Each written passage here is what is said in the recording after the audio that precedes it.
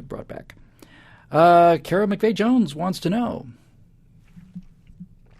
Bill, I can't get online without finding out about even more voter fraud that happened in this election. It's easy to see that this system can never be trusted again. Welcome 2016. If Obama isn't elected for a third term, rolls eyes. I hear you, sweetheart.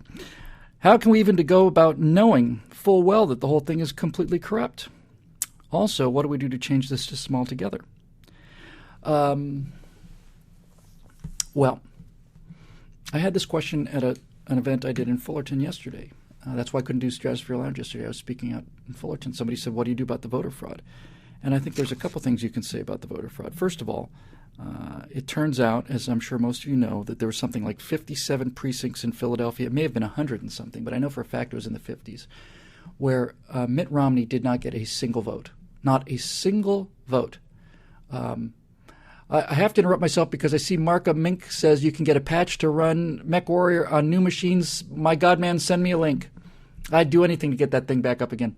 Anyway, back to voter fraud. The 57 precincts where Mitt Romney didn't get a vote. Not a vote, not one. And I realize for sure the evidence that is voter fraud is because people make mistakes voting. Every precinct must have 2 or 3% of the votes, at least, I would say. And, and in neighborhoods where the education level is lower, the number is much higher. We're simply where the people make a mistake. They make an error. And so you would expect that if every single person in those precincts, let's just assume for a minute that there was not a single person in the entire precinct who ever had a thought to vote for Mitt Romney, not as a protest, not as a joke. Let's assume that 57 precincts, not a single one of those people went in there to vote for Mitt Romney.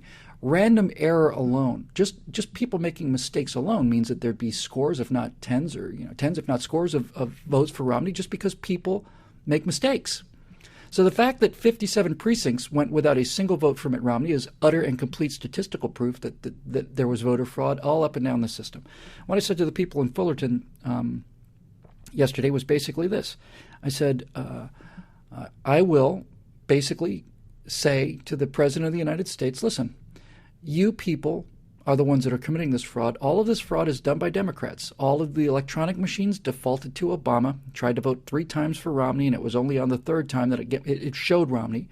They never defaulted to Romney. They always defaulted to Obama. All of the absentee ballots, all of the multiple voting are all in precincts that are Democratic precincts. They cheat to win because they think it's okay to cheat to win. Their philosophy is to say, they're right, we're wrong, so cheating to win is not a problem. Just what you have to do in order for good to prevail. And we believe that we'd rather lose honestly than win by cheating. That's because they're evil, no good for nothing, malicious swine. And we're not. We're the lords of creation, and we're decent, marvelous, honorable people. So what I would say, and what I will say after January 20th or whatever inauguration day is, when I assume my duties as virtual president, I will basically say, well, Mr. Obama, if you and the Democrats believe that you have a right to cheat to win, then why don't you be man enough? Why don't you be man enough to stand in front of the American people and tell them that? Stand in front of the American people and tell them that you think it's okay to cheat to win because you're on the side of right and Democrats are on the side of wrong. 25% of the country is going to agree with you right out of the gate. But if you really do believe that, why not just be man enough to come out and admit it? Now, if you don't think that it's right to cheat to win, which is what he'll say, of course, but he even knows it.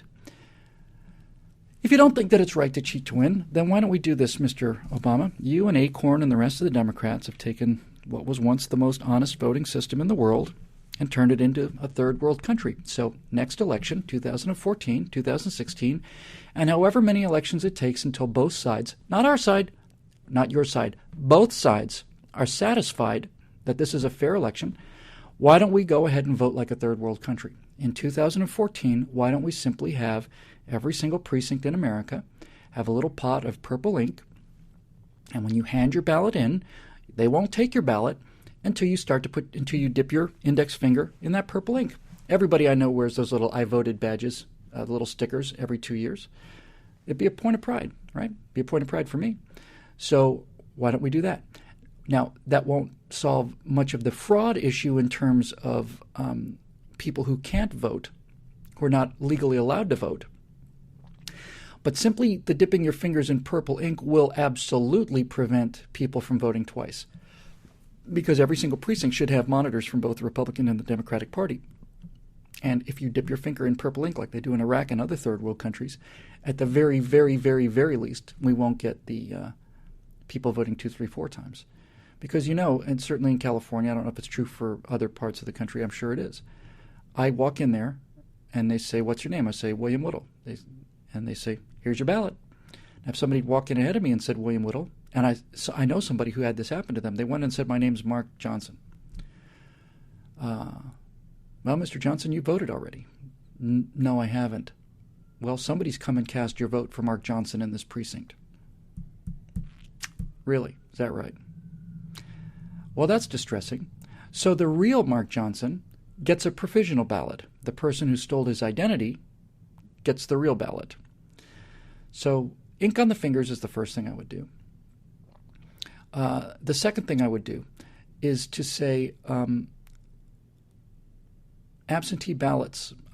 Look, there's so much voter fraud going on with early voting and absentee ballots. There's so much voter fraud going on with absentee ballots that I think the benefit to society from absentee ballots is far outweighed at this point by the demise, by the downside. I'd just eliminate them. I know that's not fair to some people. Now, with the exception of the U.S. military can vote the day before Election Day under controlled circumstances. They have a right to vote more than anybody.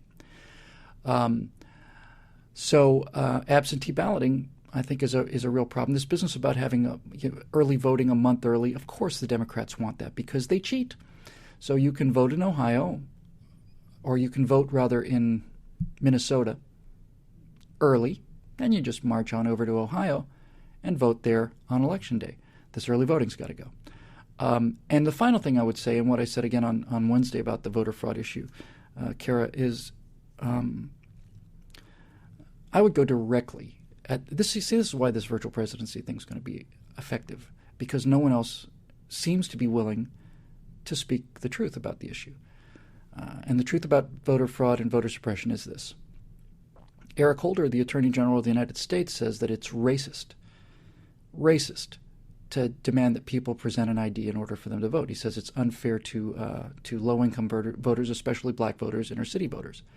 And my response to that would be, well, first of all, Mr. Attorney General, if somebody wanted to come in and compliment you or criticize you on your decision, they'd have to show ID in order to get into your building, let alone into your office. They can't come and complain or compliment you on your idea about requiring an ID to vote because they can't get into the building without an ID. They can't cash a check without an ID. They can't do anything without an ID. But let's go to the heart of the matter, Mr. Attorney General, because I frankly think there's no room in America for the kind of racism that you're talking about, sir. Mr. Holder, you are an extremely racist individual, and I had thought that that racism was a thing of the past in this country. You apparently believe that black Americans are not capable of either walking or getting on a bus and spending 2 or 3 hours once every 8 years in order to pick up a state identification. They don't have to have a car. It's not a driver's license. I have to go down there every 4 years or every 8 years to get my driver's license renewed. And I do that because I need to drive, and I do it because I need an ID. You're saying that black people are either too stupid or too lazy to get an ID. I'm not saying that at all. The rest of the Republican Party and myself are saying that black people are as capable to get an ID as white people are. It's part of their civic duty in order to vote, and they are as absolutely able to do it as white people are. And I don't want to hear any of this nonsense about white people can just get in the car and go down to the DMV, but black people have to take a bus.